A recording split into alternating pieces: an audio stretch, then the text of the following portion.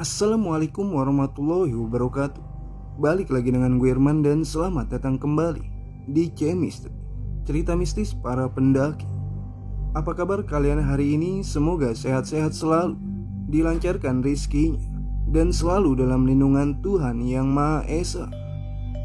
Di kesempatan kali ini, gue akan membacakan kisah dari Mbak Yuli, seorang pemandu wanita di salah satu gunung di Indonesia. Mendaki bersama 5 arwah pendaki. Ya, Mbak Yuli mempunyai pengalaman yang luar biasa dalam hidupnya saat menjadi pemandu pendakian di gunung yang cukup terkenal akan keangkerannya, Gunung Pawandono. Nama gunung disamarkan menjadi saksi bisu akan kejadian di luar nalar yang Mbak Yuli dapatkan. So, bagaimana kisah selengkapnya? Tapi seperti biasa, sebelum kita masuk ke ceritanya, jangan lupa like, comment, and share video ini.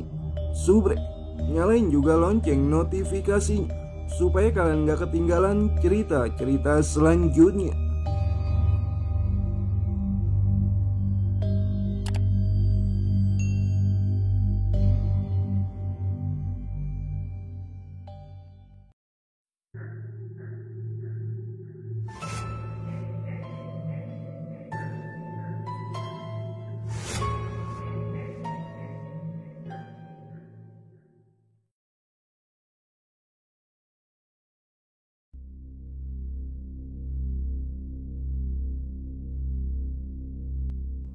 Perkenalkan, namaku Yuli. Aku tinggal di sebuah desa yang ada di kaki Gunung Pawandono. Desa yang berisikan hanya 500 penduduk ini, mayoritas penduduknya bekerja sebagai pemandu para pendaki maupun menjadi pedagang makanan di sekitaran pintu masuk pendakian Gunung Pawandono. Sebagai salah satu warga desa, aku juga bekerja sebagai pemandu pendaki dan hanya satu-satunya wanita yang bekerja menjadi pemandu pendaki. Meskipun seorang wanita, aku memiliki fisik dan kemampuan yang tidak kalah hebat dengan para pemandu pria. Aku memilih pekerjaan ini karena menurutku pendakian merupakan hal yang menantang dan aku suka dengan tantangan itu.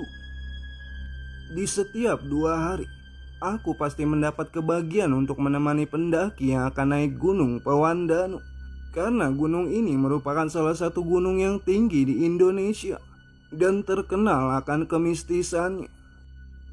Gunung ini di setiap tahunnya selalu memakan korban jiwa dari para pendakinya. Jalanan yang terjal dan licin serta tingginya mampu menyebabkan para pendaki terpeleset jatuh ke jurang ataupun terkena hipotermia. Selain para pendaki, banyak juga para pemandu yang mengalami kecelakaan ketika melakukan pendakian. Gunung Pawandono ini menyimpan segudang misteri, di mana beberapa pendaki pernah melihat nenek terbang, genderuwo hingga kuntilanak. Beberapa pendaki yang hilang juga menceritakan pernah tersesat dan menemukan sosok hitam besar mengejar mereka. Namun aku selalu menganggap bahwa itu semua hanyalah halusinasi yang dirasakan oleh para pendaki. Kelelahan, rasa haus, dan faktor kegelapan dapat menyebabkan seseorang berhalusinasi untuk melihat sesuatu. Selama aku mendaki di Gunung Pawandono ini, aku tidak pernah menemukan hal-hal mistis. Aku hanya menemukan sejumlah sampah di area pegunungan. Tidak mungkin orang yang sudah mati dapat bertemu dengan orang yang masih hidup, terutama karena alam yang berbeda. Namun, semua yang kuanggap selama ini hanya halusinasi menjadi kenyataan ketika aku menemani sebuah grup pendaki di tanggal 23 Juli 2019. Hari itu aku mendapat kabar dari posko utama pendaki untuk mendampingi sekelompok anak muda yang datang dari Jakarta. Aku pun sedikit heran sebenarnya dengan kabar tersebut, karena biasanya anak-anak muda melakukan pendakian di hari Kamis hingga weekend, dan jarang sekali yang melakukan pendakian di hari Selasa. Tapi aku berpikir saat itu, mungkin sekolah mereka sedang libur, dan memang setiap hari selalu ada pendaki di Gunung Pawandono ini. Jadi menurutku saat itu hanya kegiatan memandu seperti biasa saja. Setelah mendapatkan tugas, aku pun bergegas menemui para pendaki dengan membawa peralatan pendakian. Namun ada suatu keanehan saat aku tiba di posko utama pendakian. Aku tidak melihat satu orang pun penjaga posko, dan aku hanya bertemu 5 anak muda yang ternyata para pendaki yang akan aku dampingi. Kemudian mereka memperkenalkan namanya, yaitu Joni, Anwar, Inem, Joko, dan juga Rusli. Saat itu aku tidak berfokus dengan diri mereka karena aku sedang sibuk mencari-cari para penjaga. Terutama aku harus mendapatkan surat tugas dan perizinan sebelum melakukan pendampingan. Dan di tengah pencarian tersebut, salah seorang dari mereka memberikan aku beberapa surat dan mengatakan bahwa surat tersebut dititipi oleh para penjaga. Menurut mereka, penjaga posko mendapat panggilan dari pusat dan bergegas sembari menitipi surat tersebut. Setelah mendengarkan penjelasan mereka, aku mengerti kenapa tidak adanya petugas posko. Dan hal itu bisa terjadi apabila petugas mendapat kabar dari pusat terkait para pendaki yang hilang atau tersesat di gunung ini. Masalah sudah selesai dan surat izin sudah ada di tangan, maka tugas memandu pendakian dapat aku laksanakan. Aku pun menjelaskan kepada mereka aturan pendakian dan hal-hal yang harus dipatuhi saat melakukan pendakian di Gunung Pawandano. Dan selang penjelasan kurang lebih 30 menit, kami pun memulai pendakian tepat pukul 4 sore. Rencana pendakian akan memakan waktu 4 hari, termasuk waktu istirahat, makan maupun berkemah. Mereka berlima pun tak banyak bertanya seperti pada pendaki umumnya. Dan saat itu aku mengira mungkin ini disebabkan karena mereka sudah pernah mendaki di Gunung Pawandano.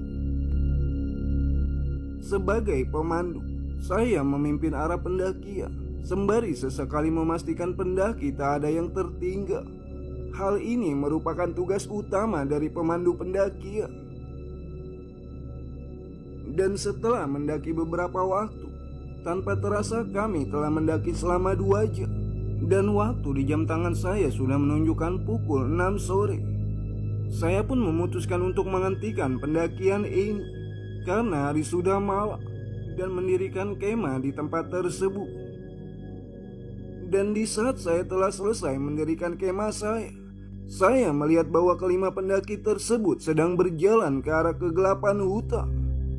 Kemah mereka sudah terpasang dengan rapi dan sudah ada bekas api unggun di depan tenda mereka. Mungkin itu bekas api unggun dari kelompok pendaki sebelumnya, pikirku saat itu. Hei, mau kemana kalian? Bahaya malam-malam, sahutku sembari berlari mengejar mereka.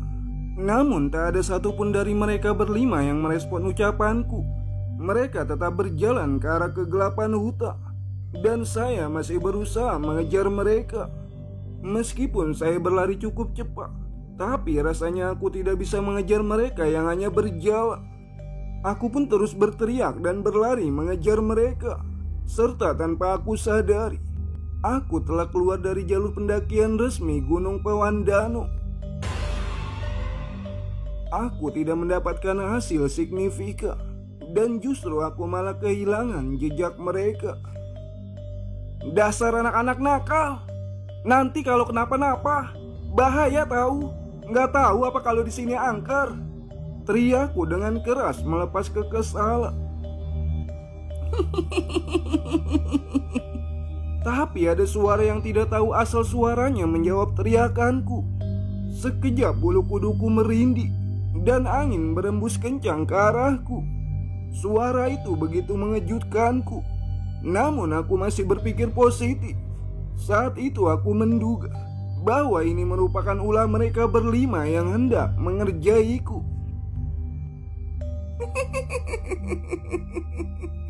Hei, siapa di sana? Kalian jangan main-main, sahutku membalas suara tertawa itu. Suara itu terdengar berulang kali, dan semakin lama semakin menjauh suara itu dari telingaku. Konon katanya, Apabila suara semakin jauh, maka setan atau hantu itu semakin dekat dengan kita. Bulu kuduku pun semakin merinding. Angin berembus begitu kencang, dan tubuhku rasanya tak bisa digerakkan sama sekali. Di tengah suasana itu, aku pun merasa bahuku dipegang dari belakang dengan tangan yang begitu dingin. Tangan itu sangat dingin, hingga aku merasa dipegang oleh balok es. Sementara tubuhku masih tak bisa digerakkan. Kemudian tiba-tiba dari atas muncul sosok yang menyeramkan. Sekejap aku pun pingsan saat itu. Dan berapa lama kemudian aku pun terbangun sembari berteriak. Teriakku dengan kencang saat terbangun. Saat itu aku masih ingat betul. Aku terbangun di bawah pohon kamboja dengan beberapa kerangka manusia di sampingku. Apa ini? Mayat! Teriakku lagi. 2 kali teriakanku. Dengan rasa tak percaya, terbangun di antara tumpukan kerangka manusia. Aku pun bangun dari tumpukan itu, kemudian berlari menjauh dari pohon kamboja itu. Aku tak tahu sedang berada di bagian mana dari pegunungan Pawandano ini.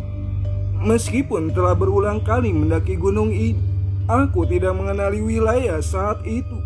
Wilayah tersebut terasa asing bagiku. Aku pun terus berlari sembari berteriak meminta tolong. Aku berlari tak tentu arah. Dan di tengah berlari, aku melihat ada yang mengejarku dari belakang. Sepintas aku berusaha mengidentifikasi, dan aku simpulkan bahwa itu bukanlah manusia. Sosok manusia dengan tubuh kuda mengejarku.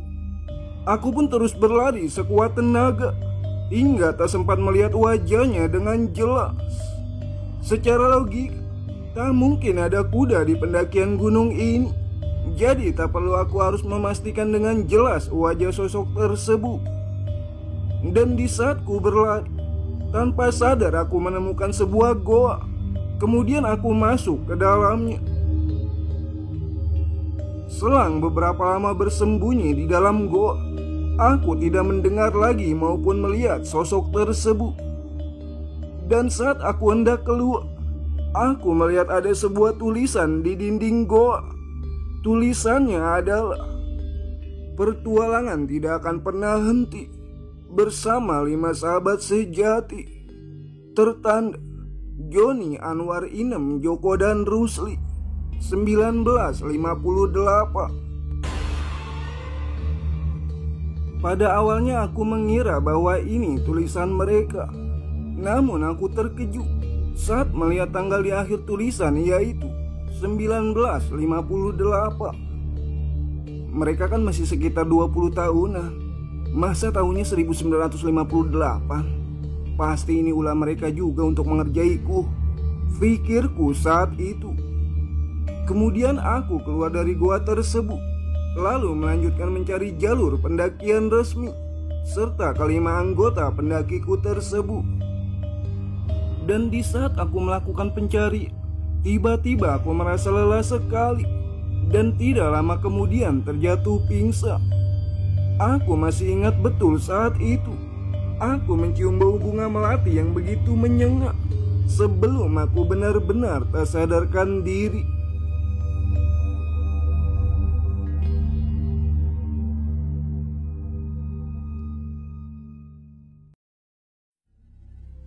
Suara-suara warga pun membangunkanku.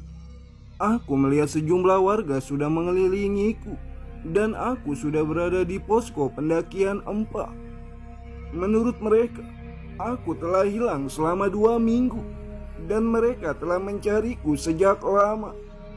Dengan tubuh yang lemas, aku pun menjelaskan bahwa aku mendampingi 5 orang pendaki dan tersesat karena kenakalan 5 pendaki itu.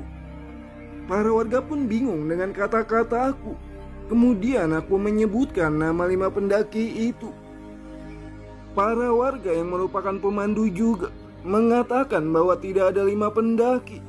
ataupun tugas mendaki yang diberikan kepadaku. Para warga pun langsung membawaku turun dari pendakian. Kemudian aku ditenangkan di posko utama. Dan saat berada di posko utama, aku melihat kelima nama pendaki tersebut di pengumuman orang-orang hilang. Nama itu pun dilengkapi dengan foto. Ya, kelima foto itu sama persis dengan para pendaki yang aku pandu.